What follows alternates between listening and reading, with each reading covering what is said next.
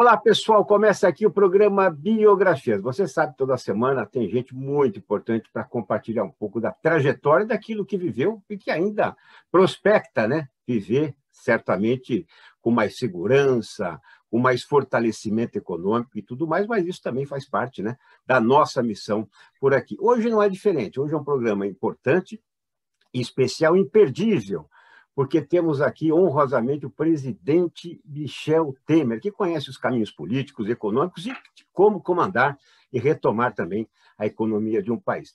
Aliás, o presidente também é um expressivo integrante da comunidade árabe, que, inclusive, o querido amigo Rubens Hanum fez uma pesquisa, ele que presidiu a Câmara de Comércio Árabe Brasileira, e levantou que 11,6 milhões de árabes residem no Brasil. Presidente, muito obrigado por participar conosco aqui do Biografias, contar um pouquinho dessa trajetória e, olha, só pode ser uma saudação em árabe. Marhaba, tudo bem com o senhor? Eu agradeço muito o seu convite, Elias, e tenho um imenso prazer em ter essa conversa, né? Essa conversa leve, suave, solta, né? Em que nós vamos recordar também, penso eu, as nossas origens, né? Eu realmente pertenço à comunidade, tenho muita honra em pertencer a ela, né? Tendo feito, na verdade, o percurso de vida que eu fiz no Brasil. Né? Muito obrigado pelo convite. A honra é nossa e certamente estamos muito felizes, né? E vamos aprender bastante com essa nossa conversa. Vou começar com aspas, aspas do senhor. Ordem e progresso. A expressão da nossa bandeira não poderia ser mais atual, como se hoje tivesse sido redigida. Presidente, estamos fazendo jus a este lema? Olha, você sabe que o lema ordem e progresso tem uma peculiaridade. Você vê que ordem vem antes de progresso, na ideia de que você só tem progresso se tiver ordem. Né?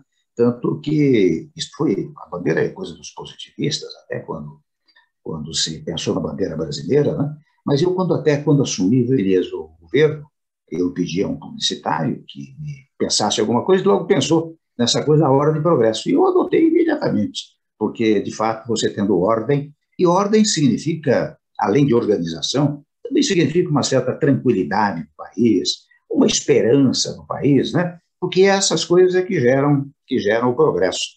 Eu acho que eu penso que no meu governo, depois vamos conversar sobre isso, eu busquei um pouco a aplicação da ordem para alcançar o progresso. Então, foi um governo curto, 2 anos e meio, né? Acho que hoje há, de vez em quando, uma certa desordem, né? O que não é útil para o país. Depois até podemos conversar um pouco sobre isso. Então, o lema da bandeira, você vê que é anos e anos passados, né? Mas ele é muito oportuno. E essa localização tópica, digamos assim, a ordem vem antes do progresso, é fundamental, porque uma coisa é que gera outra. Né? Perfeito. Então, a gente tem que praticar ou fica como alerta quando não estamos praticando isso, né, presidente? Certamente foi muito bem colocado as suas aspas. Presidente, vamos conhecer, então, um pouquinho dessa família, onde o senhor nasceu, como é que é a casa, porque tem uma tradição dentro da advocacia muito grande na família do senhor. É verdade. Você sabe que, bom, eu sou primeiríssima geração, né, de libaneses. Meus pais, é uma coisa fantástica. Você veja como o Brasil recebe bem os estrangeiros. Meus pais, eles casaram-se no Líbano, tiveram os 3 primeiros filhos no Líbano e depois, no Brasil, tiveram mais 5 filhos. Eu sou o último deles, e ainda assim meio temporão. É claro que naquela época, né, Elias, os meus pais e todos casávamos. Imagina você, meu pai tinha 18 anos, minha mãe tinha 14 quando se casaram, não é? E volto a dizer, vieram aqui para o Brasil, o primeiro a nascer no Brasil foi o Fuad, que é meu irmão, primeiro dos advogados, você tem razão, nós somos 4 advogados na família, até com uma peculiaridade, viu, se me permite, esta é uma conversa mais ou menos informal, né? E tinha um irmão, um dos meus irmãos mais velhos era o Tamer, que era um sujeito muito inteligente, já falecido, lamentavelmente, mas quando ele terminou o curso ginasial, colegial, né, 2 colegas dele, estou falando de 1945, aí, 42, né, lá em Tietê, que era uma pequena cidade do interior, 2 colegas foram fazer medicina em Curitiba, prestar o vestibular. Meu pai não tinha como mandá-lo, porque não tinha como sustentar, né, fora de Tietê, né? E sabe o que meu irmão fez? Foi um fenômeno dele, fugiu de casa. Sabe para quê? Para fazer o vestibular. E foi lá, fez o vestibular, Elias. Foi aprovado, mas meu pai ficou desesperado para localizá-lo. Quando localizou, foi lá e disse: olha, meu filho, você é dos mais velhos, você tem que me ajudar para eu poder criar, poder fazer os mais moços, né, os 4 últimos, estudarem. E foi assim que meu irmão não pôde ser médico, né? Na verdade, que era o sonho dele. E depois, a partir do FUED, veio o Elias, o Adib, e finalmente eu, né? Nós todos viemos fazer a faculdade de Direito aqui no Largo de São Francisco, né?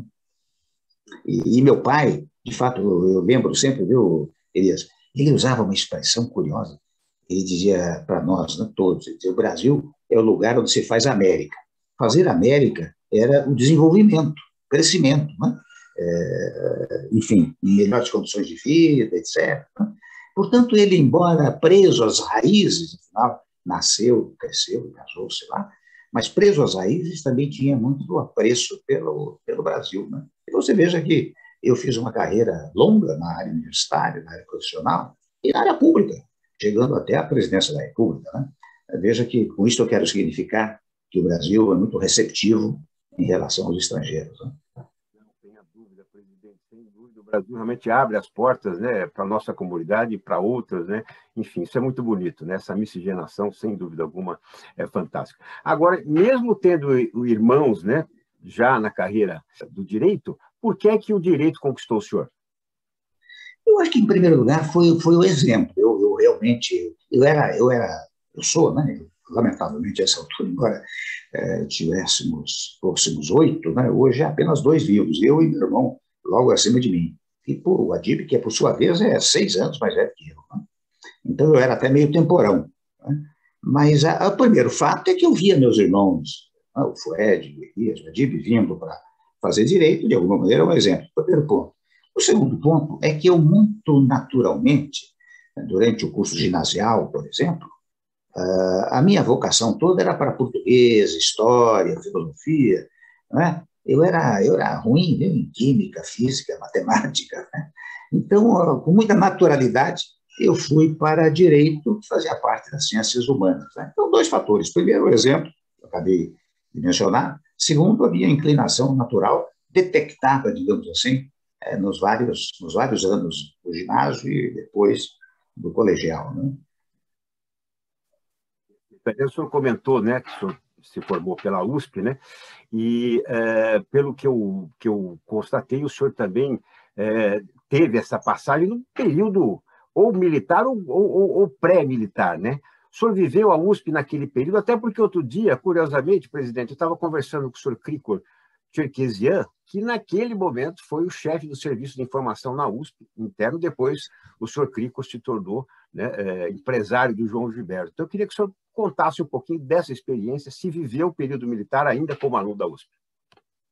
Eu vivi um período pré-militar, porque eu entrei na Faculdade de Direito em 1959, e logo, faz tempo, portanto, né? E logo no primeiro ano, Elias, não sei porque os colegas resolveram me lançar candidato a segundo tesoureiro do Centro Acadêmico 11 de Agosto, que era o cargo que cabia aos calouros, ao primeiro anista, né? E eu fui eleito, juntamente com a chapa, né? E foi a partir daí, acho que foi até o primeiro passo, convenhamos, da minha vida, digamos, da minha vida pública, né? Porque logo depois o Canton, que era o presidente, ele disse: olha, você foi muito bem votado como segundo tesoureiro, você precisa se preparar para que no 4º ano você seja candidato à presidência do 11, que candidato a presidente só poderia ser no 4º ano da faculdade. E isso se deu em 1962. Eu fui candidato em 62. Acabei não sendo eleito, porque houve uma divergência, e é interessante, veja bem, era um período pré-militar, e a divergência decorria do seguinte: o meu partido, que era o Partido Acadêmico Independente, num dado momento teve uma cisão, porque alguns já se esboçava o movimento 64, né? Alguns achavam que tinham que tomar uma posição, eles eram simples votantes do Partido Acadêmico Independente e acharam que tinham que tomar uma posição mais ativa, insuflados, entusiasmados, naturalmente, até por professores e outros tantos, né?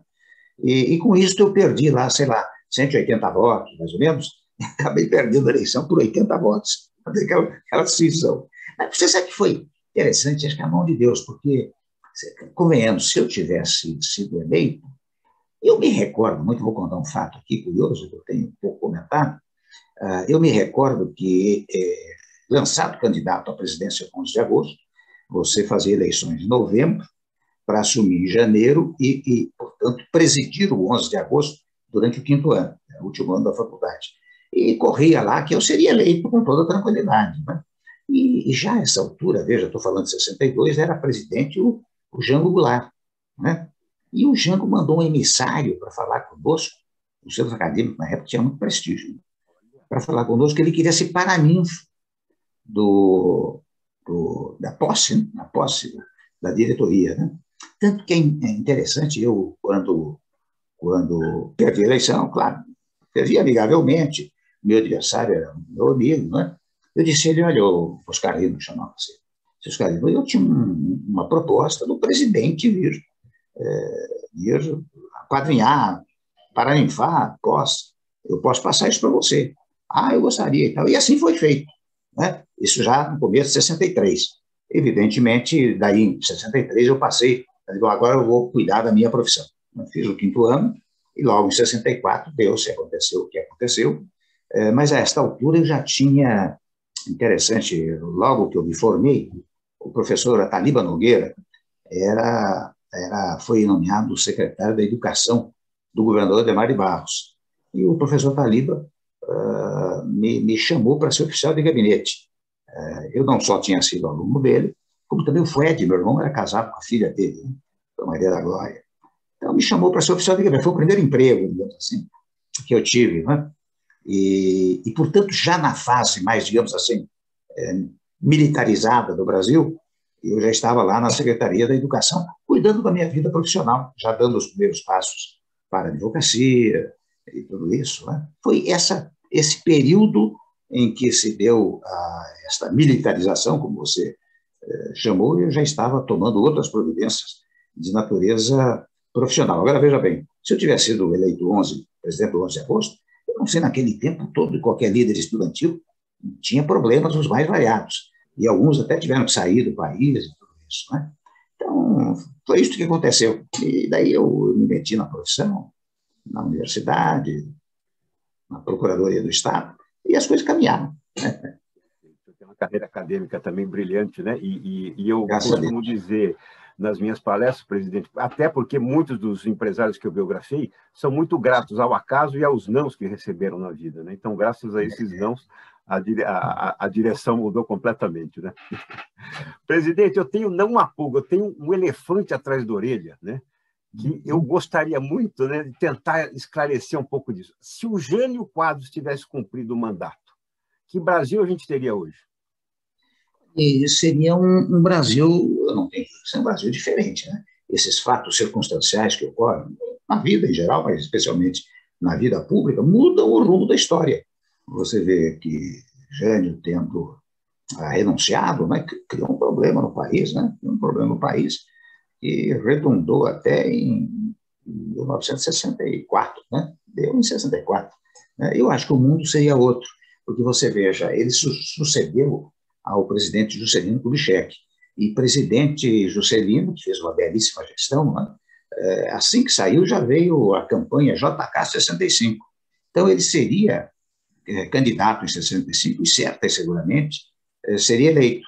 Mas como deu-se o golpe de 64, né, que tirou, mudou a fisionomia do país, o Juscelino acabou sendo cassado, etc., e depois, lamentavelmente, faleceu de uma maneira mais ou menos trágica, aquele desastre. Né?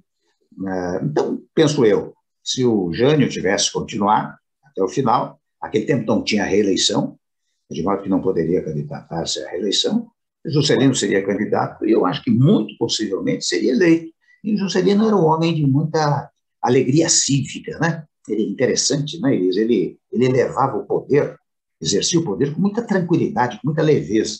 E isso ajudava muito, porque você sabe que isso se transmite ao cidadão comum, né? Quando você tem muitos problemas institucionais, tem mal-estar do presidente da República, etc., de alguma maneira, isso também se transmite transmite aos cidadãos, não é? Então, eu acho que, de fato, seria extremamente diferente a pena já ter renunciado naquela oportunidade, né? Perdão, muito importante esse olhar que o senhor traz, né? Porque se o Jânio tivesse dado sequência, né, à política desenvolvimentista do Juscelino, ele poderia voltar ao Juscelino, então, 5 anos depois do Jânio, né? E, sem dúvida alguma, a gente teria, né, essa sequência. Então, muito importante, realmente, esse olhar. Aliás, eu vou contar, se você me permite, eu vou contar um episódio do Juscelino, como eu conheci Juscelino. Eu conheci, quero dizer, conheci estando com ele durante 15 minutos, vamos dizer assim, né? E como é que se deu isso? Quando nós fomos eleitos, eu, segundo tesoureiro do Centro Acadêmico 11 de Agosto, a minha chapa convidou o Juscelino para ser paraninfo da posse do 11 de Agosto. Isso em 1960, não é?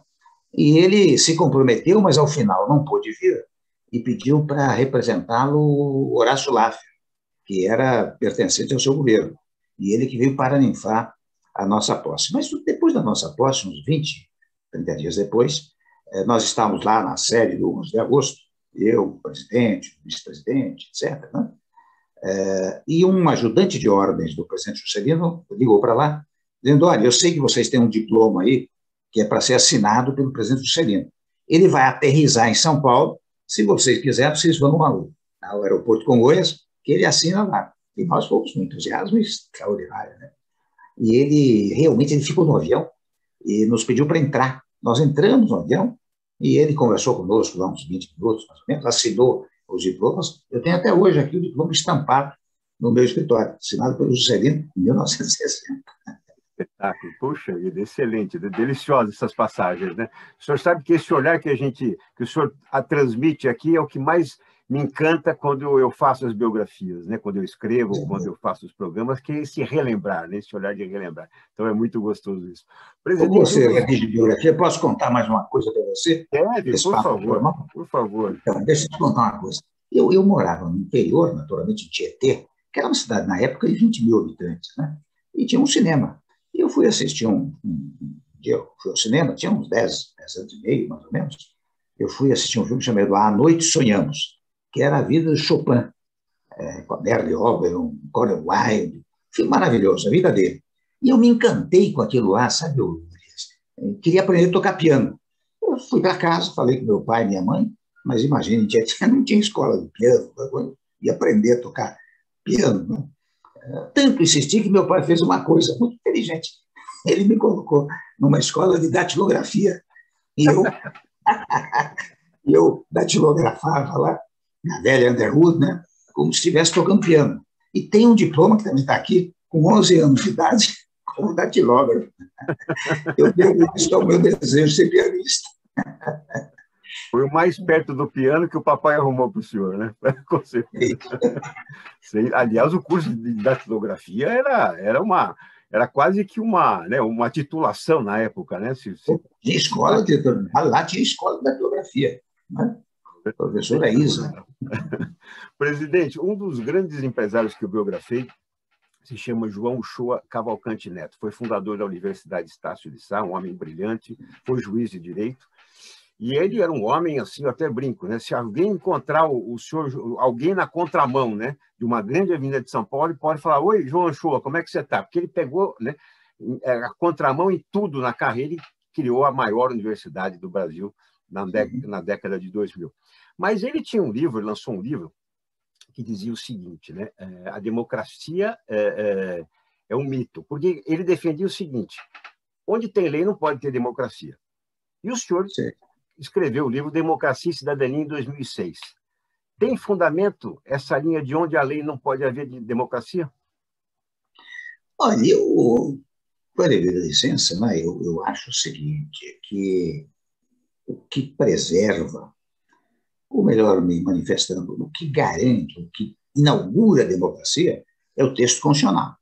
Porque se o texto constitucional, e eu dou exemplo de várias constituições brasileiras, todas elas pautadas por critério democrático, uma delas não, a de 37, com um viés mais autoritário, né? Mas você veja, tome a nossa Constituição atual, como é que ela começa? Qual é o artigo 1º?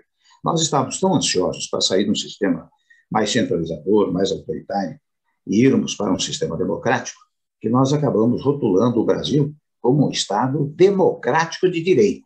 E nós todos sabemos que, na ciência política, Estado de Direito e Estado democrático tem uma certa equivalência. Mas a ansiedade era tão grande para você ter a democracia no país, que nós rotulamos o país como Estado democrático de direito. Foi até meu primeiro mandato como deputado federal, foi na Constituinte, né? E depois, é claro, nos desdobramentos todos, você tem o desdobramento do conceito inaugural, revelando um sistema participativo, etc, etc.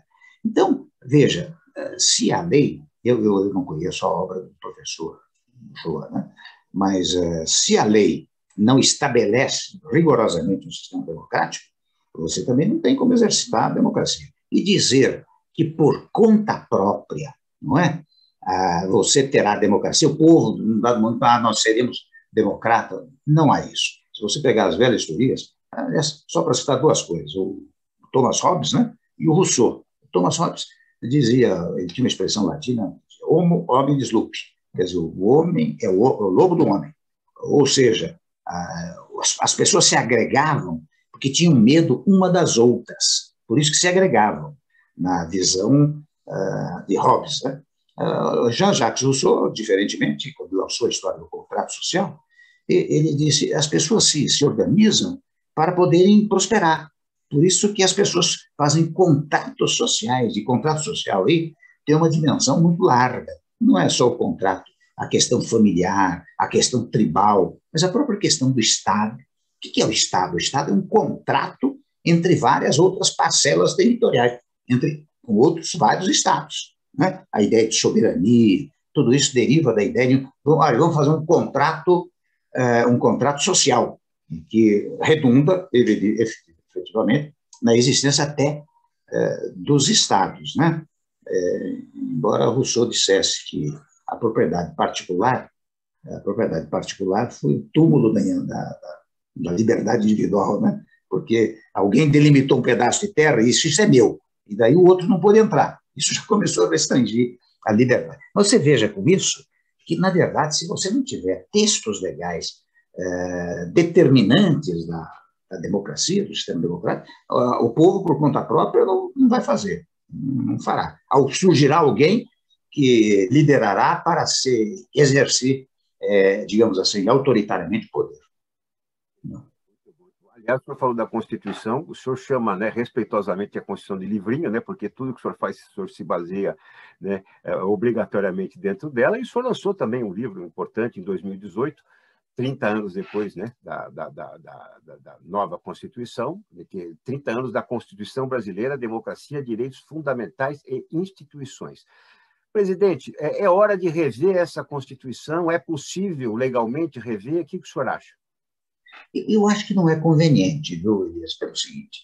Você veja, uma constituinte para criar um novo Estado, né?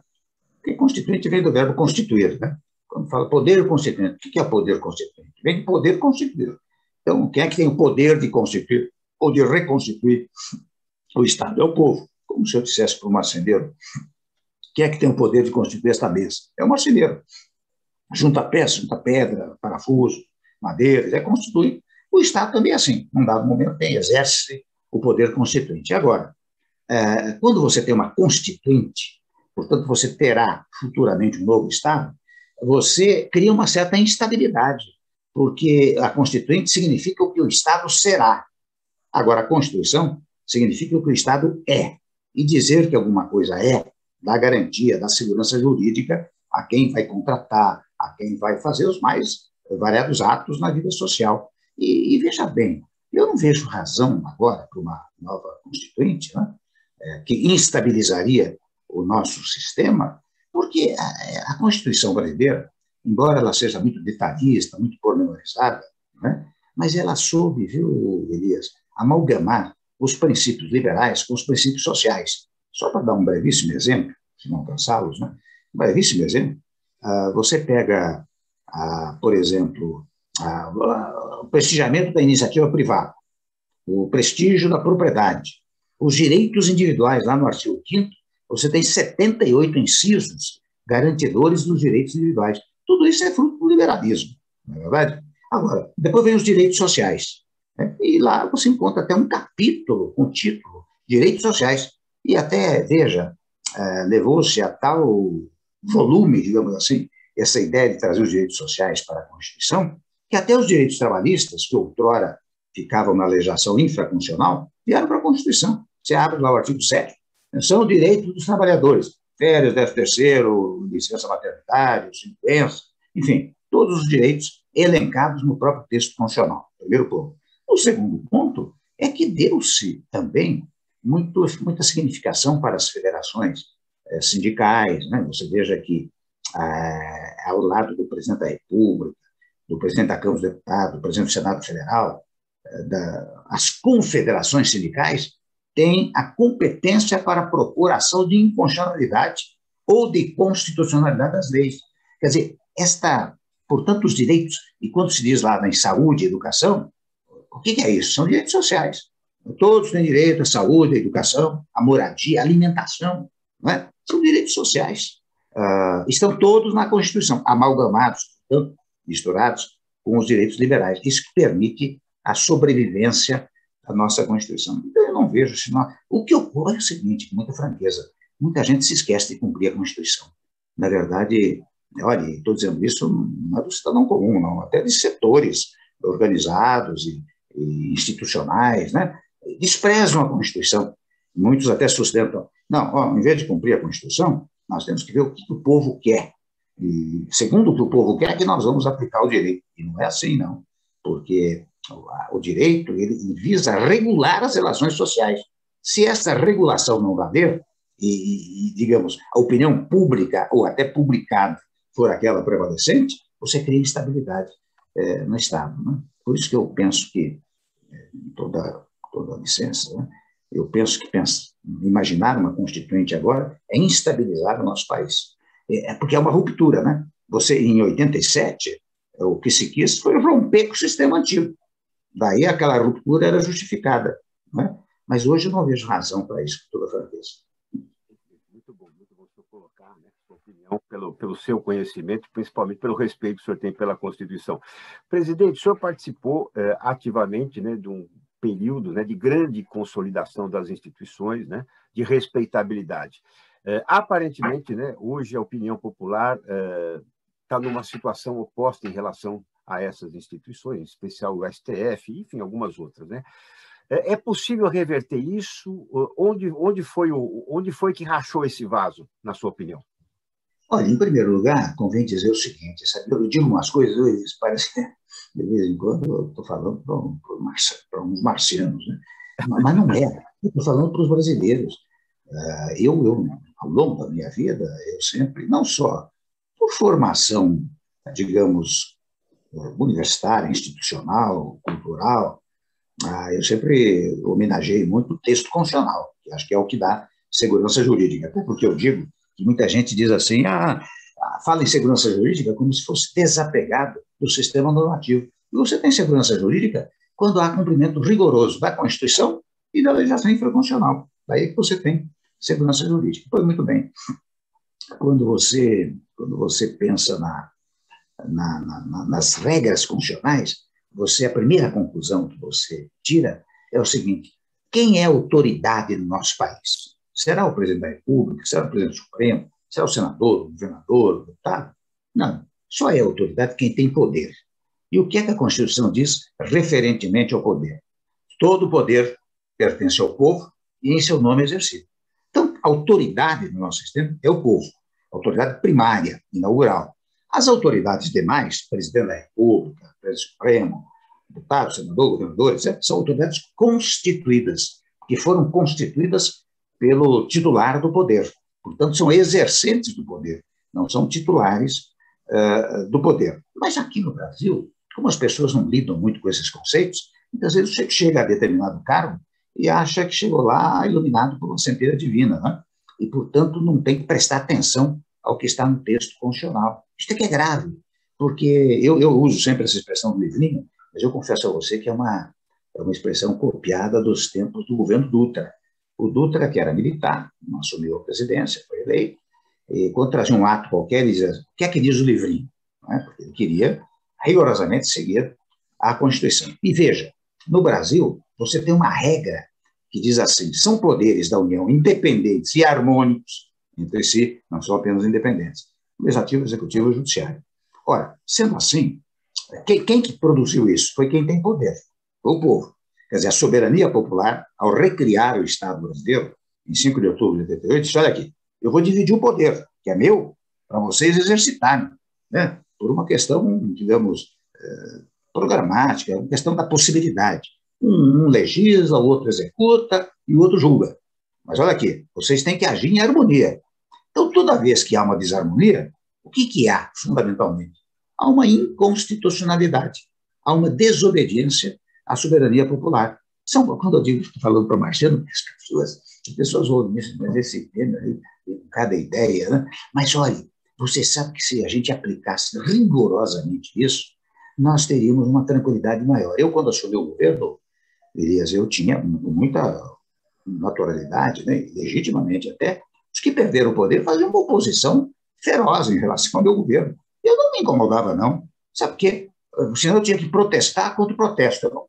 Eu não protesto contra o protesto. O protesto é da democracia. A minha função não era protestar, era governar. E por isso que eu ignorava os protestos e fui governando. E graças a Deus, em 2 anos e meio, apesar que nós fizemos muitas reformas no país, fizemos muitas coisas, que no primeiro momento, que eu peço licença para um pequeno corte, de fora a parte esta oposição política, houve uma oposição institucional. Setores que tentaram me derrubar de qualquer maneira. Um deles era o Procurador-Geral da República, e outros tantos, que tentaram hoje, tudo solucionado, né? Tudo refutado e decidido, etc. Mas naquele tempo tentaram me derrubar. E eu fui em frente. Né? Por quê? Porque você tem que ter consciência de que você está fazendo aquilo que o papel que a vida te destinou. Te destinou a função de governante, você tem que governar. E governar de acordo com a Constituição. Então, o que eu penso é isso. Eu acho que é preciso restabelecer. Eu tenho falado muito nisso, eu vejo que muitas vezes outras pessoas dizem a mesma coisa. Eu acho que é preciso restabelecer esta harmonia entre os poderes trabalharem juntos. Né? Eu só consegui governar isso porque eu trouxe o Congresso para governar comigo. Não é? E trouxe não só porque quisesse. Eu digo a você, as pessoas acham que só no parlamentarismo é que você tem que ter maioria parlamentar. Não é, não. No presidencialismo tem que ter maioria parlamentar. Pelo seguinte, você é presidente da República, você manda projetos de emenda constitucional, projetos de lei, tem que vê-los aprovados. Você edita uma medida provisória que tem prazo de validade e eficácia 120 dias, tem que ser convertido em lei. Se você não tiver maioria parlamentar, você não consegue governar. Né? Aliás, os momentos em que o presidente deixou de ter maioria parlamentar, deu no quê? Deu no impeachment, deu no impedimento. Né? Eu ouvi uma frase, né, que para militar bem na política não basta gostar, tem que entender de política. Né? Eu acho que o senhor fez bem trazer o Congresso, porque senão fica, né, ingovernável, né, uma gestão. Presidente, por 2 anos e meio, o senhor pegou o Brasil num momento muito crítico econômico, né, e ainda se dizia, né, que as empresas que mais cresciam na época que o senhor assumiu eram a Aluga-se e o Vendem-se, né? Infelizmente, estamos vivendo isso agora. E teve um período, né, de política econômica muito bem avaliado. O senhor acredita que até essa pandemia, pelo menos, o caminho que o senhor trilhou estava sendo seguido? E hoje, né, como tentar retomar um pouco desse momento econômico em função da pandemia? Olha, eu devo dizer que o presidente eleito, o presidente Bolsonaro, deu sequência rigorosamente ao que nós fazíamos. Você veja, nós fizemos a reforma trabalhista, fizemos a reforma do teto de gastos públicos, fizemos a reforma do ensino médio, recuperamos as estatais, reduzimos a inflação, reduzimos os juros, não é? E tudo, e olha, eu peguei um PIB em maio de 2016, um PIB negativo de menos 3,6%. 1 ano e 6 meses depois, o PIB era positivo em 1,3%. Sinal do quê? Sinal destas medidas econômicas e sociais que nós tomamos ao longo desse período. Olha, o que fez... e lançamos a reforma da Previdência.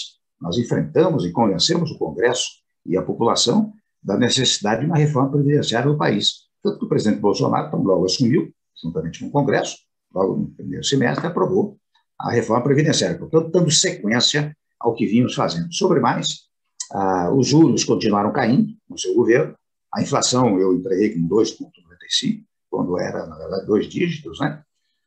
Continuou mantida a inflação.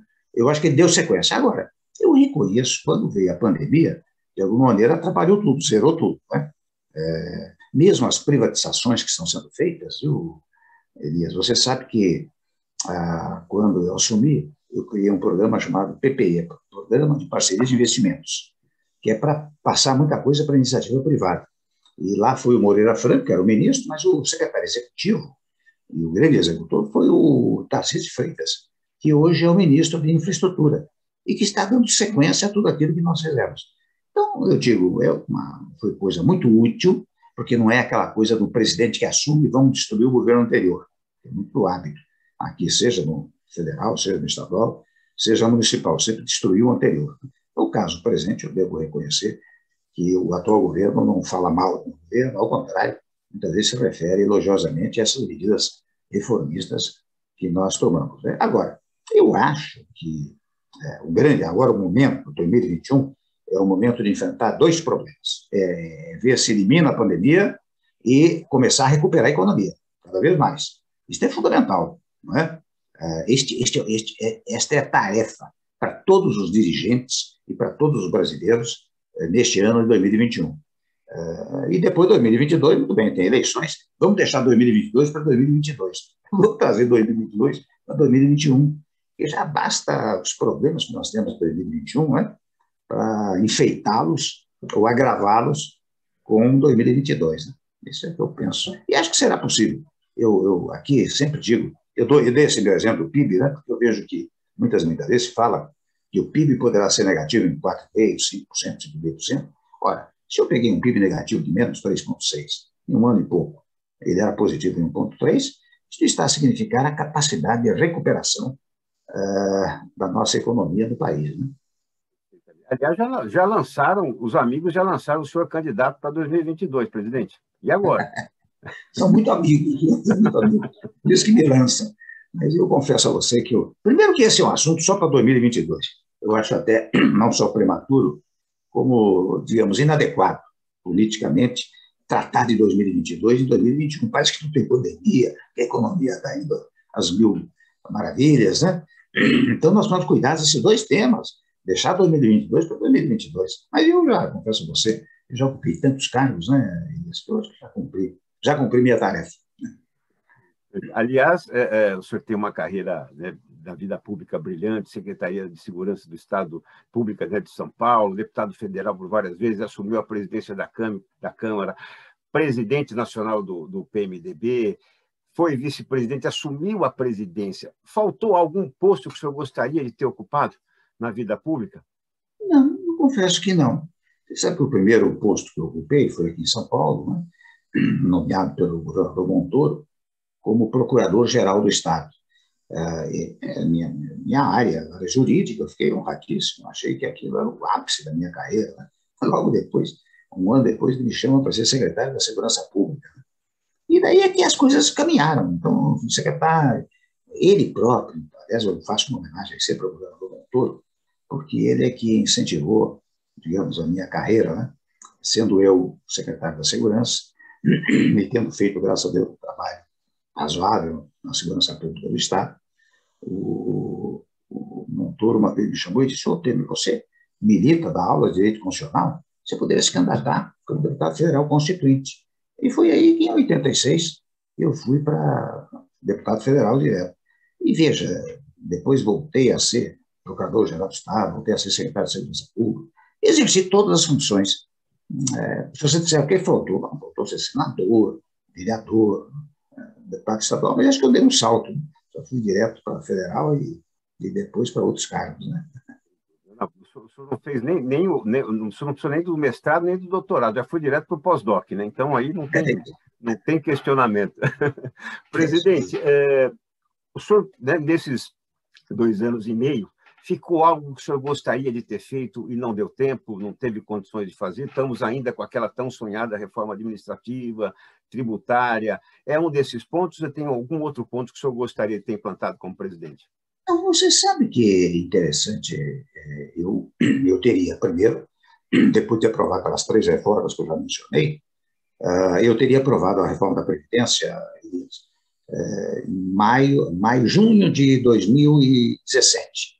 Se não fosse aliás, um dos eventos patrocinados por aquele procurador-geral, um empresário aí, foi exatamente para impedir a votação da reforma da Previdência, que eu tinha marcado para 10 dias depois a votação no plenário da Câmara dos Deputados. Nós já tínhamos os votos computados, precisavam de 308 votos, nós já tínhamos computados 326 votos. Foi quando eles botaram os problemas lá para impedir a votação da reforma da Previdência. Então, eu digo, interessante, se não tivesse acontecido isso, eu já teria aprovado a Previdência naquela época. O Brasil teria ganho 2 anos e meio com a aplicação da reforma da Previdência e, sequencialmente, eu teria, com toda certeza, um prestígio que nós adquirimos naquela ocasião, né? Eu teria levado adiante a simplificação tributária, ou reforma tributária, se você quiser, e, de igual maneira, a reforma administrativa. Seriam 2 coisas que eu teria completado, mesmo nos 2 anos e meio de governo, se não houvesse esse impedimento institucional que eu acabei de mencionar. Gostaria que o senhor passasse também, né, um sentimento agora, né, do senhor por um período que teve grande notoriedade também, né, que em 2019 foi justamente aquela prisão preventiva decretada na Operação Radioatividade, mas em 2021 o senhor foi investigado, julgado e absolvido. Então, gostaria que o senhor passasse um pouco, né, do seu sentimento de ter vivido isso, presidente. Olha, Elias, você sabe que eu não fui preso, não, né? Eu fui sequestrado. Não, fui sequestrado. Sequestrado pelo Estado, fruto de uma decisão judicial. Aquilo foi sequestro, aquilo não foi prisão, não. Prisão é quando o sujeito dita uma ordem de prisão, vem alguém ao seu escritório, só diz, olha, uma ordem, peço que me acompanhe. Aí não, valeu o espetáculo. Não sei se você acompanhou isso, mas eu me recordo que esperaram sair de casa, de igual maneira o Moreira Franco lá no Rio, não é? Esperaram sair, isso tudo determinação superior, não é? E quando estava lá na rua, que cercaram o carro, imagine você com metralhadora, bazuca, lança-chamas, lança-torpedo, entendeu? E foi aquele episódio desagradabilíssimo, né? Foi filmado, né, presidente? Sim, mas aquilo era um espetáculo, era para ser filmado, etc. Porque num dado momento no Brasil, apareceram algumas figuras que pretenderam ser heróis. Então acharam que fazendo isso tornavam-se heróis. Hoje está se verificando que não.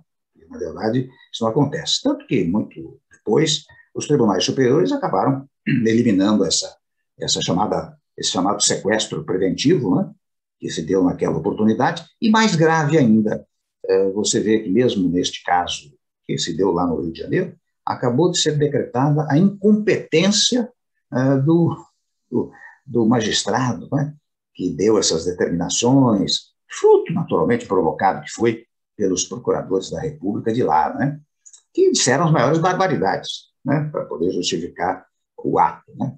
É interessante, viu? Eles espalharam que eu consegui amealhar 1 bilhão, olha, eu vou dizer 1 bilhão e 800 milhões de reais. Você sabe na Forbes? E o senhor não entrou na Forbes? Não entrou na lista da Forbes? Ficaria, claro. Mas veja a irresponsabilidade. Não é? Hoje, se eu não trabalhar o parecer, de forma, etc., eu também, de alguma maneira, quase não consigo sobreviver. Não é? Essas barbaridades que eles fizeram para impressionar a opinião pública. E o que aconteceu?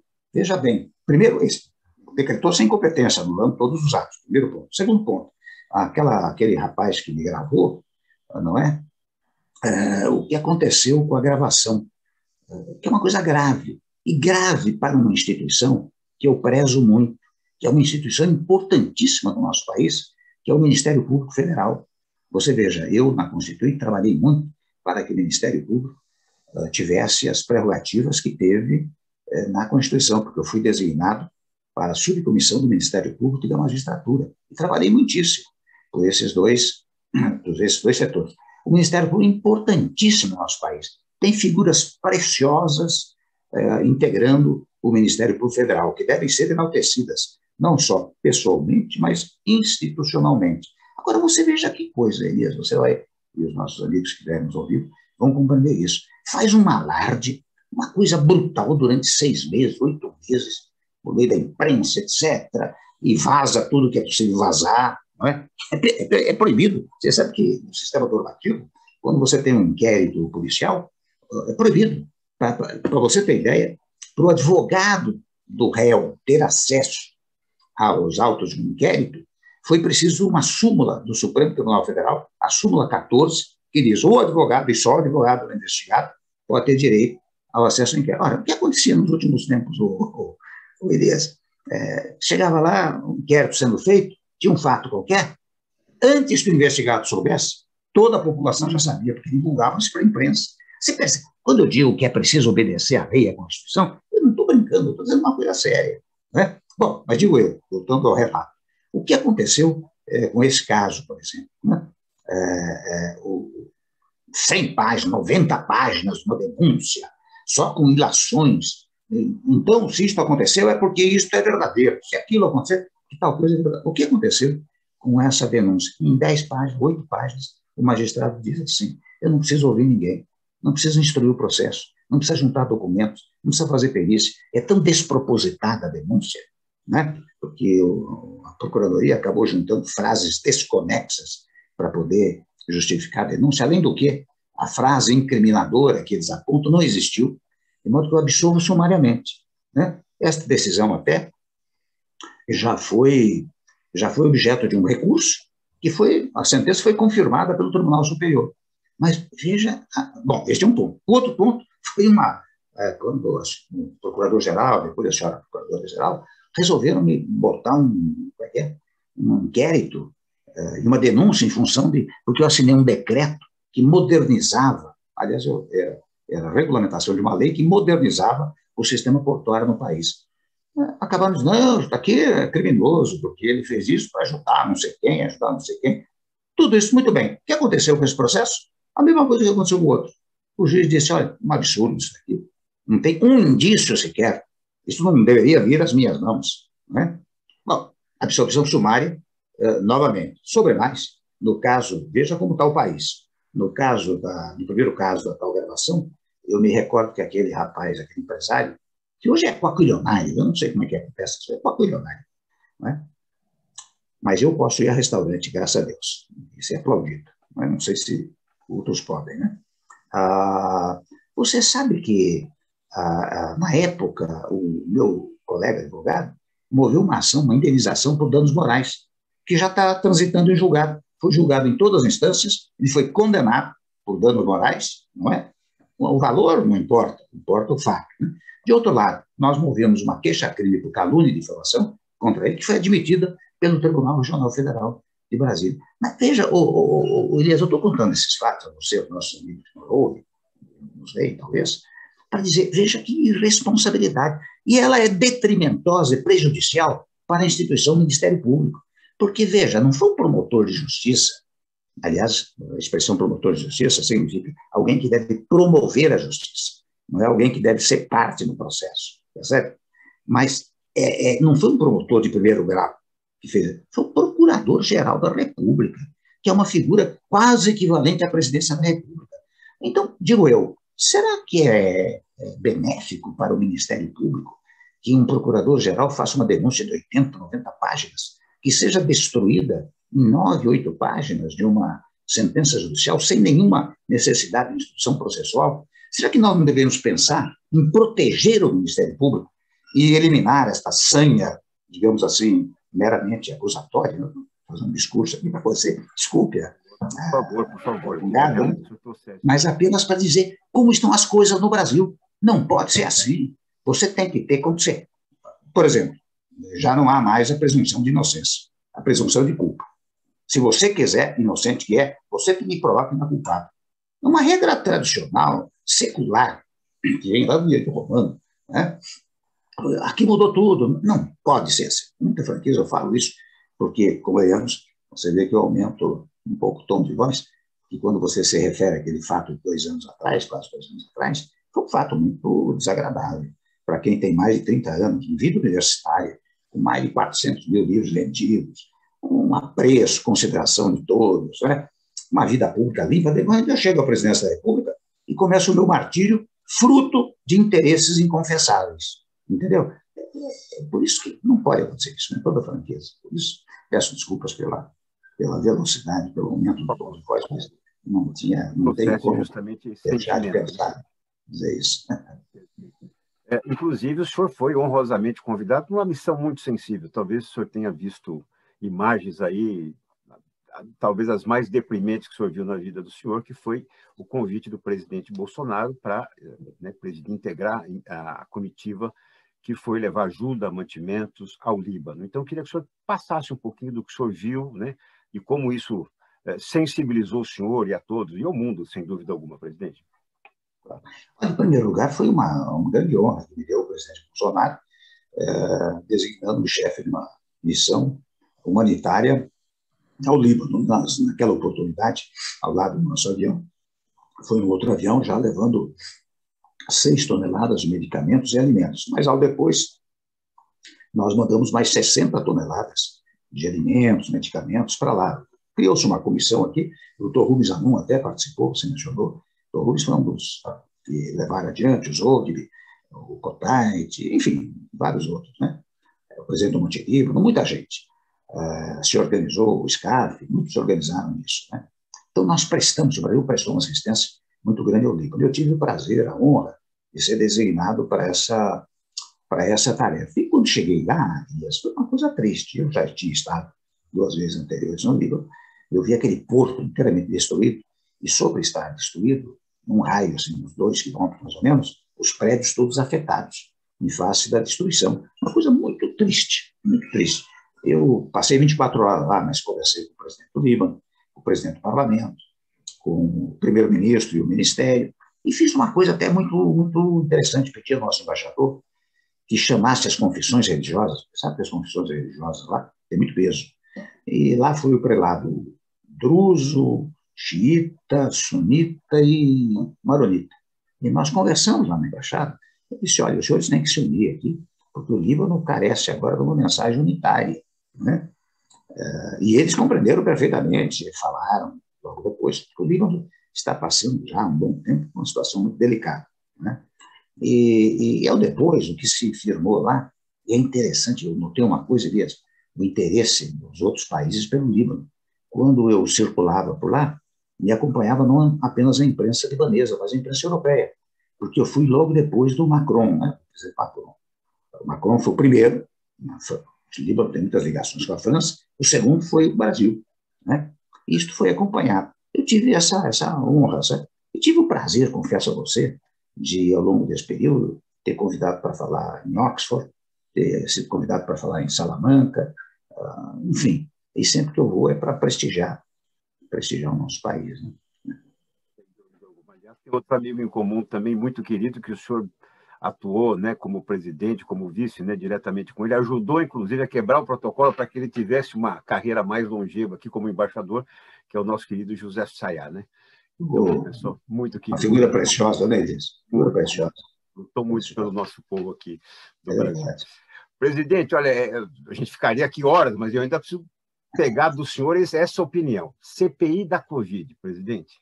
O senador Omar Aziz agora como presidente, Randolfo Rodrigues, né, também como vice, Renan Calheiros como relator da comissão. Está pintando um terceiro impeachment, isso não vai levar a nada, vai apenas a mais conturbação do país? Eu acho que ela tem um objetivo, eu diria, um pouco mais voltado para 2022, sabe? Porque, na verdade, você veja, qual é a função da CPI? Uma comissão parlamentar inquieta. É investigar, fazer um inquérito, investigar os fatos, etc, etc. Mas o resultado da CPI não importa numa execução imediata. Você tem que mandar para o Ministério Público, e veja que eu acabei de falar bem do Ministério Público, e o Ministério Público é que vai verificar se toma alguma providência ou não. Se achar que não deve tomar providência nenhuma, simplesmente arquiva. Quando que a CPI teria efetiva atuação? Se ela tivesse a competência de terminar os seus trabalhos, encaminhar para o judiciário medidas possíveis, ou eventualmente até ser o protagonista de um pedido de responsabilização política. Daí sim, a CPI teria efeitos, né? Neste momento, confesso a você, eu não vejo como é que ela possa chegar a uma condução que permita, por exemplo, uma responsabilização política do presidente, por exemplo. Eu não creio que vai acontecer isso. Eu acho, com toda a franqueza, eu volto ao ponto inaugural, né? Eu acho que este ano é um ano para nós cuidarmos. Olha, vamos nos unir todos. O presidente devia chamar todo mundo, não é? Todo mundo, quero dizer, os governadores, os presidentes dos poderes, os partidos, até mesmo os partidos de oposição, porque tem gente que move na situação e na oposição, né? Esse vírus não escolhe, vou escolher só quem está na situação ou quem está. Não, é todo mundo. Então, todos têm que se unir. Os pactos dessa natureza são pactos muito expressivos. Você vê, quando se deu lá na Espanha, né, uma reunião de pessoas, deu-se o quê? No Pacto de Moncloa, que era a reunião da situação, da oposição, de todos os setores, para retornar a uma normalidade na Espanha, né? Isso foi em 1977, se não me engano. Né? Então, eu acho que aqui no Brasil nós estamos para isso agora.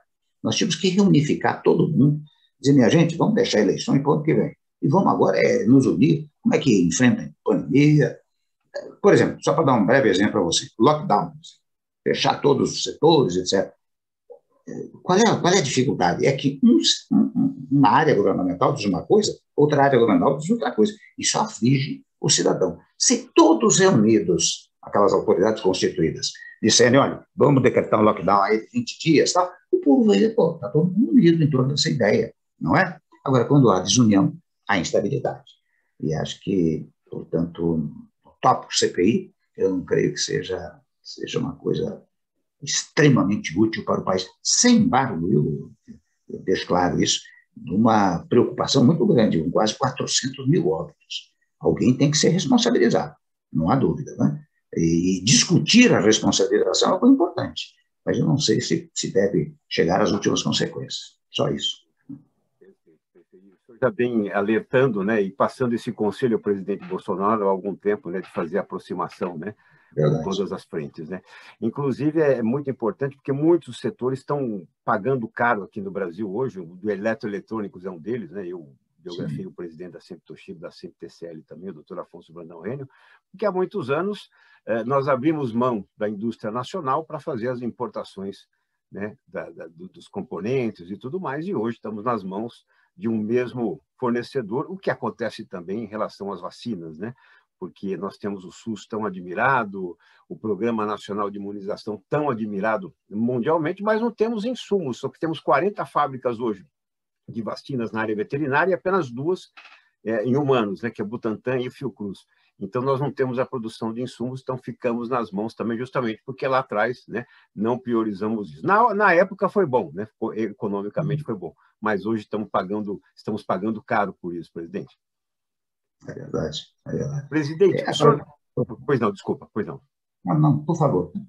Não, eu queria que se o senhor acompanhou, tenho certeza que sim, mas pudesse falar um pouco também sobre o discurso do Joe Biden, porque ele fez um discurso não só para a política interna, mas também externa dos Estados Unidos. O senhor gostou das palavras, gostou da condução dele? Gostei, e vou dizer, gostei até lá atrás, quando ele acabou de ganhar a eleição, ele já fez um discurso pela pacificação mundial. Foi uma coisa importantíssima. Eu até digo a você, eu tive uma confiança muito fértil com o presidente Biden, porque na época que ele era vice-presidente lá, eu era vice-presidente aqui. Coincidentemente, nós estivemos juntos 5 vezes, numa conversa não só institucional, mas quase pessoal, sabe? Muito fértil. Eu percebia que ele era, digamos, do nosso estilo, que é a paz interna, a paz internacional. E agora, veja bem, nesse episódio do meio ambiente, ele botou os Estados Unidos como líder desse protagonismo de proteção do meio ambiente. Porque não sei se você se recorda, há tempos atrás, a própria presidente Xi Jinping da China fez declarações de defesa do meio ambiente, etc., mas não fez digamos, um movimento mais universal. O presidente Biden, conseguiu universalizar esse movimento. Acho que foi muito útil para ele e para os Estados Unidos. Eu espero que ele siga nessa trilha, quase absoluta convicção que seguirá, porque o exemplo dele pode gerar uma pacificação interna e uma ideia de pacificação internacional. Será muito importante. Presidente Michel Temer, que alegria tê-lo aqui. Obrigado por abrir esse coração, né? Para a gente conhecer um pouquinho, não do presidente, mas do Michel. E, então, queria que o senhor deixasse uma mensagem para todos nós que acompanhamos essa conversa com o senhor. Certamente saímos mais enriquecidos em nível de informação do que antes do programa. Uma mensagem de otimismo, viu, Elias? Você sabe que o Brasil, eu vejo um certo pessimismo. O pessimismo vem da negação de tudo, né? Todo mundo nega tudo. O otimista não. O otimista é aquele que sempre vê um lado positivo, portanto, espera. Espera gera esperança, né? Na esperança, ele espera dias melhores. Eu acho que nós devemos esperar sempre isso. O Brasil teve crise mais crise, superou todas as crises. Por que é que não vamos superar essa? Vamos superá-la também. Doutor, aproveito a gentileza e delicadeza do seu convite para lançar essa mensagem de otimismo para todos os brasileiros, especialmente quando conto minha vida. O que é o contar minha vida, primeiríssima geração, né? Quanto aos brasileiros que nasceram aqui ou os brasileiros que para cá vieram. Perfeito. Presidente Temer, shukran, muito obrigado por participar do Biografias e certamente a gente ainda vai atualizando, porque biografia assim, a gente lança e depois a gente vai atualizando, né? Primeira edição, segunda edição, então estamos aqui prontos para continuar atualizando a sua biografia. Obrigado, presidente. Shukran também. Até mais. Obrigado. Este é o presidente Michel Temer participando aqui conosco do Biografias. Peço que você se inscreva no canal, esteja com a gente aqui no nosso trabalho, no nosso Biografias e até o próximo programa. Tchau, pessoal. Obrigado.